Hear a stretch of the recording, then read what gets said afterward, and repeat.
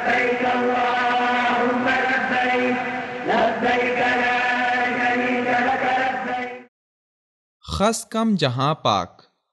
ذوالحج 1437 ہجری بمطابق ستمبر 2016 کا حج آرام و سکون سے گزر گیا. لاکھوں حاجی پوری دنیا سے حج کے لیے آئے اور امور حج احسن انداز سے ادا کر کے اپنے گھروں کی طرف چل دیے. اس سال کا حج اس لحاظ سے مثالی رہا کہ خیر و عافیت کے ساتھ انجام پایا. کوئی جان لیوا حادثہ یا پھر قیمتی انسانی جانوں کے ضیاع کی کوئی المناک نوبت پیش نہیں آئی. یاد رہے کہ اس سے پہلے حج کے موقع پر ایسے حادثات پیش آتے رہے ہیں جس کی وجہ سے قیمتی انسانی جانوں کا ضیاع ہوتا رہا. خاص کر سال 2015 کے حج میں مینا میں سازشی عناصر کے مکروہ عزائم کی وجہ سے بھگدڑ کا جان لیوا حادثہ پیش آیا جس نے سینکڑوں حجاج کو لقمہ اجل بنایا، جس پر پورے عالم اسلام میں غم و الم کی کیفیت بن گئی. اس حادثے کے بعد ایرانی حکومت نے چور مچائے شور کے مترادف اس حادثے پر سیاسی پوائنٹ سکورنگ شروع کی، لیکن جلد ہی تحقیقات میں یہ انکشاف ہوا کہ یہ کوئی اتفاقی حادثہ نہیں بلکہ ایرانی پاسداران انقلاب کے ان ذمہ داران کی کارستانی ہے جو جعلی شناخت سے سعودی عرب میں داخل ہوئے. جب پاسداران انقلاب کے ذمہ داران کا اس موقع میں ملوث ہونا کھل کر سامنے آیا تو ایرانی حکومت اوچھے ہتھ کنڈوں پر اتر آئی اور تہران میں واقع سعودی سفارت خانے کو جلا دیا. اس پر دونوں ممالک کے درمیان تعلقات کشیدہ ہوئے جس کی وجہ سے سفارتی تعلقات ختم ہو گئے.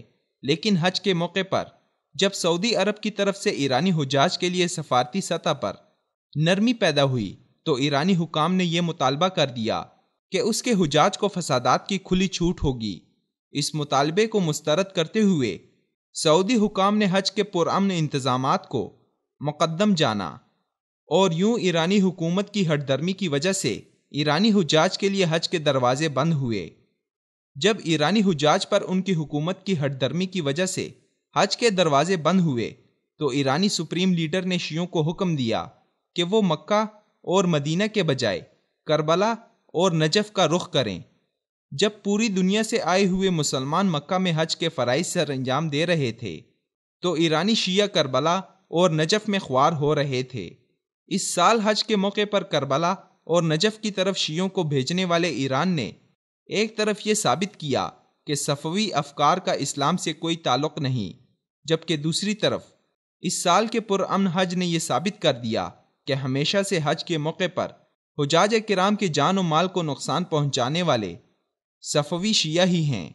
تاریخ اسلام میں ایک ہی حج 317 ہجری قرامتہ شیعوں کے زیر نگرانی ہوا جس میں ان بدبختوں نے 30,000 حجاج کرام کو قتل کیا اور زمزم کے کنویں کو حاجیوں کی لاشوں سے بھر دیا جبکہ حجر اسود کو چرا کر لے گئے.